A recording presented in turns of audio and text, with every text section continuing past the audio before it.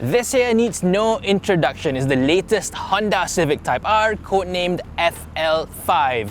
It is a hot hatch, it is still front-wheel drive, and yes, it has a manual gearbox. The only difference is, it is now almost absurdly priced at 400,000 ringgit here in Malaysia. So, can it actually justify its high price, and what's it like to drive on Malaysian roads? Let's find out together.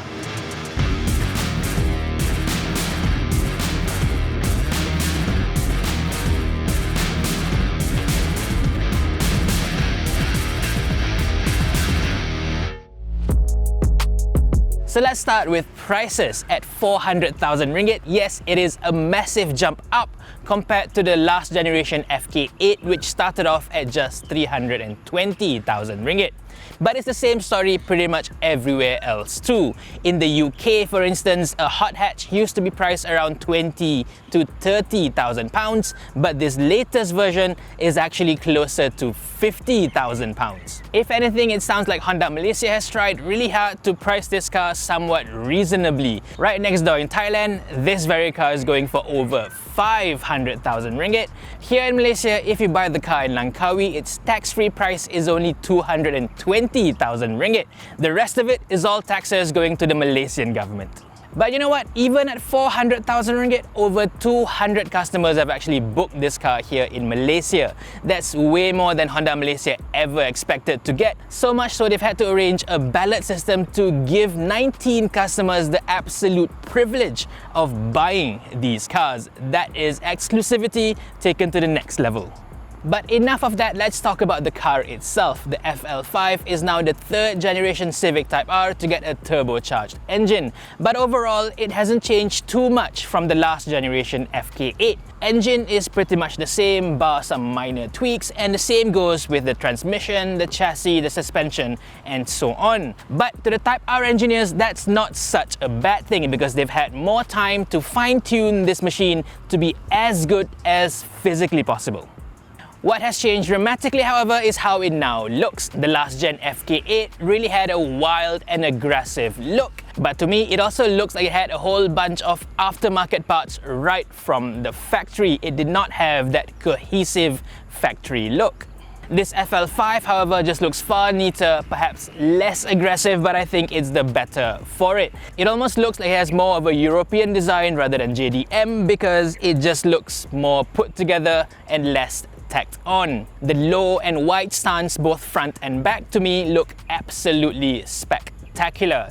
At the front especially, you can see just how wide the car is now because you can see how much it juts out from the front headlights. Speaking of the bodywork, pretty much everything on the outside is now bespoke to the Type R except for the front two doors. Everything else is unique to this top model. The front bumper is obviously a lot lower, wider, more aggressive than the standard car, and the wheel arches bulge out so much for that extra muscular look. The bonnet is now made of aluminium and it includes an air extractor scoop for better aero efficiency. The wheels are pretty special too. These are 19 inches, which is actually an inch smaller than the FK8, but they've been designed with very thin lip all around and the spokes go right to the very end, so it looks bigger than it actually does. They've been made so thin on the sides to the point that they've had to fit the tire valves outside the rim. The brakes are Brembos as usual, and the tires are now Michelin Pilot Sport 4s. Now, the tires are actually wider than before, 265s all around, which is amazing for a front-wheel drive car. This is actually wider than most cars with rear-wheel drive bias setups. At the back, again, the Civic Type R is based on the hatchback rather than the sedan, which in Malaysia makes it far more unique because the sedan is just so common these days. For the FL5, however, Honda has taken quite a few more steps to make the car unique compared to the FK8. The rear fenders are now full proper wide versions instead of just the regular fender with the tacky plastic extensions tacked on it, like in the FK8. Even the rear doors are now special to the Type R, matching the bulging fenders. If we look at the M3, even BMW didn't bother to do the same thing. At the top, the tailgate is now made of composite to save weight, and this rather old school GT wing style spoiler. It does seem out of character against the rest of the car, but I think it rather fits quite well. Overall, this is a much nicer car compared to the FK8R in terms of overall design. The old version had a whole bunch of vortex generators at the top and a big massive wheel that just looked a little bit juvenile. This looks far more mature. Inside is the typical Type R affair. You get the bog standard Civic dashboard, but with all the usual Type R bits and pieces. The most significant part, of course, is the big pair of sport bucket seats up front. They are finished in bright red, and here Honda Malaysia does not give you a choice at all. On the outside, you can only pick championship white, and on the inside, it has to be red, including the floor and the seat belts as well. So you better like red. You get the same shade on the Honda badges on the steering wheel, as well as on the smart key card. This is a really nice addition, by the way. You can just keep it in your wallet and completely forget about it. Just walk up to the car and the car will start. But back to the seats, these are wonderful sport bucket seats because most bucket seats are just very supportive but not very comfortable. This manages to do both. It looks better than the old version, it's even more supportive, even more comfortable. These are absolutely marvelous front bucket seats, I think. Even more than that, you can now sit even lower in this car compared to the FK8, and the driving position together with this Alcantara steering wheel is absolutely spot on. They've nailed it. Other than that, you've got the usual Type R manual gear knob, which visually I actually prefer the old round one in the pre-facelift FK8, but to operate, to hold, this actually is much nicer. Manual gear knobs don't get any better than this one right here. At the top, you get a factory screen, which is much better than the aftermarket looking one in the GR Corolla, and this has full wireless Apple CarPlay and so on. But you also get Honda Log R with the Sepang track automatically loaded in when you buy the car. This works really well, by the way. But the only thing is, the system is connected to the standard audio system and not the upgraded Bose system that's available in quite a few other markets as well. The digital cluster in front of you is also unique to the Type R, with quite a few themes and gauges that you can choose from. The full Plus R gauge now looks properly sporty. One last thing that's unique to the Type R is the drive mode selector down here and the Plus R button. This allows you to choose between 4 different modes: Comfort, Sport, Plus R, and Individual. The last one is actually very important because for the very first time, you now get to customize your own driving modes. For instance, you can now have your engine, your steering, exhaust sound in Sport or Plus R modes while having the suspension in Comfort, which is ideal for Malaysian roads. Back here though, the Type R isn't very good. You have to live with having black seats but red flooring, and while legroom is very generous, headroom is a bit of a squeeze, and I'm only 167 centimeters tall. Other than that, the middle seat is replaced by a pair of cup holders, meaning this is a strict 4-seater, and you don't even get any form of aircon vents in the back here. Overall, I'd say the Type R cabin is good for the Civic Type R range from 140 to 160,000 ringgit, but at a full 400 grand over here, it doesn't quite feel special or high quality enough, even despite having all the Type R bits. But of course, a Civic Type R isn't all about having a posh interior, it's about how it drives on the road. So let's do exactly that.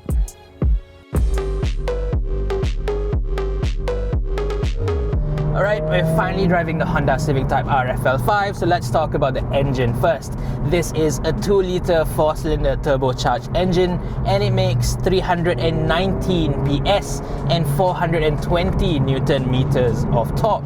But as usual, exactly as the FK8 from before, we are getting a slightly down-tuned version of this engine. In Japan and in Europe, you are getting slightly more power, about 10 PS more, but the same amount of torque. The difference is RON 98 premium fuel is widely available in those countries, but not here. So we are getting the slightly under-tuned version as pretty much the rest of the world. This is the same unit available in Australia, in the US, in Canada, and so on. But you know what? I don't think you can even feel that extra 10 PS really. As it is, it's 10 PS more than the previous version, and it feels just as quick, even though this has grown a little bit compared to the old version. Weight has gone up slightly, but I think it's just as fast as the FK8, which is to say more than fast enough. 0 to 100 is claimed to be done in 5.5 seconds, but this being a manual gearbox, it will depend a lot in terms of your tire traction, the way you control the clutch, your launch, and so on. A big benefit of using the slightly lower tune of this engine is that you can now use RON 95 fuel if you so want. If you drive the car daily, I think that's a big savings right there. But enough of the numbers, let's talk about the feel, how this engine actually feels like when you drive it. This is a marvelous engine. You can just drive it through the gears and it feels excellent. At lower speeds, at lower revs, it does have a bit of that rough and gravelly feel to it. It really does not like being driven slowly, but as you drive it higher up, above 3000 RPM, it absolutely sings. This is a car that just begs you to drive it hard. In fact, it is really difficult to drive it slow at all. To drive it at the speed limit at 110, it actually feels like any other car going at 80 or maybe even 70. It feels like you're crawling along. This car's sense of speed is, really something else. But as you know, this really isn't a car that's designed for long highway drives. This is the kind of car that you want to take up your favorite mountain roads, your favorite back B roads or whatever, to have a lot of fun in. And for that, it absolutely delivers. This engine is an absolute blast. It's a 2-liter turbo, technically a downsized turbo engine, but it feels like a much bigger, naturally aspirated engine. The turbo lag is definitely there, like I said, below 2000 RPMs, it's definitely there, but beyond that, it feels like a big bore, big capacity engine. When you have it on song, the boost doesn't come in one big kick. It is nice and linear. It's very gradual as the revs climb, and this is one of the few turbocharged engines that makes it worth it to actually go to the red line. You actually feel the engine build up right to the very end. In most other turbocharged engines, you usually get the boost in one big kick, and it really runs out of puff way before the red line. This one is the kind of car you can really enjoy, really push to the absolute limit. The engine is bonkers. I absolutely love it. One thing I don't really enjoy is the sound of it. It sounds slightly better than the old version for sure. It has a bit more throaty, bassy, deeper note to it, but most of that is tuned in. It's piped in through the speakers. The actual engine sound, it sounds pretty much the same, which is to say a little bit too quiet, a little bit too tame. Not quite serious enough, I would say. But the entire experience is topped off by this excellent 6-speed manual transmission. It is such a joy to use. This is easily one of the best manual transmissions ever made. The shift action is just so short, so precise. I can't think of any other manual car that I would prefer over this one. There's just that perfect amount of preciseness, that level of notchiness. It's still there, and it's just so short. It's so satisfying playing around with this gearbox. So as a whole, I give the powertrain, the drivetrain, absolute top marks with the Civic Type R. It is such a joy to drive this thing. It's not all about absolute speed. There are far quicker cars out there, like a Mercedes AMG A45 that will run rings around this car, quite literally. That is much quicker on a straight line, and with the DCT, it will be much quicker through back roads as well. Doesn't matter how good of a driver you are, it's not possible to be as quick as a dual clutch transmission. But in terms of feel, in terms of enjoyment, this is the one to go. As a weekend toy car, as a track weapon, this definitely is the way to go.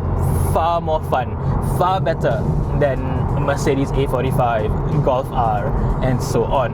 But of course, there is also a big price to pay for all that performance. I've only driven this car for around 300 kilometers. That's not enough to enjoy this car, trust me. But I've averaged around 11 to 12 liters per 100 kilometers, which is to say it's not very efficient at all. Now granted, the drive includes a semi-spirited drive up Genting and down, but still 12 liters per 100, yeah, that is pretty thirsty, I would say. Join that together with the fairly small 47 liter fuel tank, and if you drive it hard enough, I think you may have to refuel every 300 kilometers or so. That may be a little bit annoying in the long run, I would say. But like I said, this is not a car to go on long distance drives, not on highways. It's a car for short distance fun, for track drives, and it's absolutely perfect for those situations. Now let's talk about the handling. If you compare this against the FK8R, there really isn't that big of a difference unless you really push it. The steering wheel, it feels perhaps slightly more alive compared to the old car, less linear for sure, but in terms of feel, in terms of feedback, I think it is that little bit better. I think it does give a little bit more feedback compared to the FK8. If anything, it is the driving position that is better in this car that makes the whole experience far more enjoyable. You can sit lower in this car compared to the old version. The steering wheel, it just fits better in the right angle, right in front of you. The whole thing just comes together in a more cohesive manner, if you get what I mean. As for the dynamics, it is as neutral as before. There's hardly any understeer at all, even if you push it really hard. But there seems to be a little bit more of a torque steer going on with this car, even though the tires are really fresh, which is a bit surprising. Overall, this car does feel a little bit more lively, a bit more leery, more alive compared to the FK8, all in a good way, of course. But one thing that you have to look out for is that this car has a habit of tram lining a little bit. Now, that's not something that is normal in most cars, but in this car, every time you plant your foot down, it has a tendency of following the roads a little bit. So you have to be a little bit more careful every time you plant your foot down. As a whole, however, this does feel like an improvement over the FK8. It feels more alive, it definitely feels more playful compared to the old version, which is to say a lot. I mean, the FK8 was already one of the better driving hot hatches compared to its more sterile, more boring all-wheel drive competitors. It being front-wheel drive actually works for the better of it, and it's the same case with the FL5 here as well. As for ride quality, there really isn't all that much to say. This is almost identical to the FK8. The FK8 with those big 20-inch wheels, it was amazing how it did not feel super stiff. It somehow felt a little bit more comfortable than you would ever expect a Type R would be. This one is perhaps a little bit more comfortable, still not by much, which is to say it is still pretty bumpy for the most part, but in comfort mode, it is acceptable. But every time you ramp up the drive modes up to Sport or up to Plus R, the suspension does get harder and harder. And at the top, it really feels unbearable. Your car will be jumping up and down everywhere. It rides way too busy for your typical, crappy Malaysian roads. Thankfully, however, you do get the benefit of the individual mode now. So you can have the engine settings, the steering settings in whatever you want, Sport, Plus R, and so on, but you can drive it with the suspension in comfort mode, which is definitely the way to go, especially if you're going up, say, Genting Highlands. The roads are just, littered with potholes everywhere. There's a lot of undulations, a lot of bumps. Comfort settings is absolutely perfect for that. It gives you just about enough control, but you can still enjoy the sharper steering wheel, sharper throttle response, and so on. It makes it a far more complete weapon compared to the FK8. In the FK8, if you drive it in comfort, it feels good enough, but every time you want to use the Sport mode or, God forbid, the Plus R modes, it just becomes unbearable, way too skittish for Malaysian roads. Here, is absolutely perfect. now equipped with a Refinement, and it's not very good, but I don't think it really matters to most people. As you can hear right now, there's a whole lot of tire raw coming into the cabin. The tires, these may be specifically designed for the Civic Type R, but clearly it was designed with, you know, grip performance well above comfort and tire noise. As you can hear, it is really loud in here, but you know what, as fun as the car is, I can live with that. It's so loud in fact that you don't hear any form of wind noise coming in, which I guess is a good thing. One last thing, let's talk about the ADAS system. This is the first Type R to get the full Honda sensing package, and it works quite well if you ever want to use it. It has the full suite of adaptive cruise control, lane keep control and so on, including level 2 semi-autonomous driving, and yeah, it works as well as you would expect it to, which is actually very good. This is the same system that's in the regular Honda Civic as well, although it does miss out on the Honda Lane Watch system. The level 2 semi-autonomous driving system here is actually very good, but I don't suppose you want to use this system a lot on this Civic Type R. Again, it's not the kind of car that you want to go travel long distance with. It fits far better as a weekend toy or a track tool. But if you want to go on highways on this, it can, and it can feel fairly relaxing. Well, as far as, you know, performance hot hatches can go, at least. But in any case, it is nice to see Honda putting all its safety systems even in its high-end performance machines. That is really good to know. So that's my full review of the new Honda Civic Type R FL5. In short, this is far from being the fastest hot hatch you can buy. Heck, it's not even any quicker than the old FK8 despite being significantly more expensive. But there is no denying that this is an improvement over the old FK8 in every single level. It looks better both on the outside and on the inside, and to drive it just feels that little bit more joyful, a little bit more alive compared to the old version.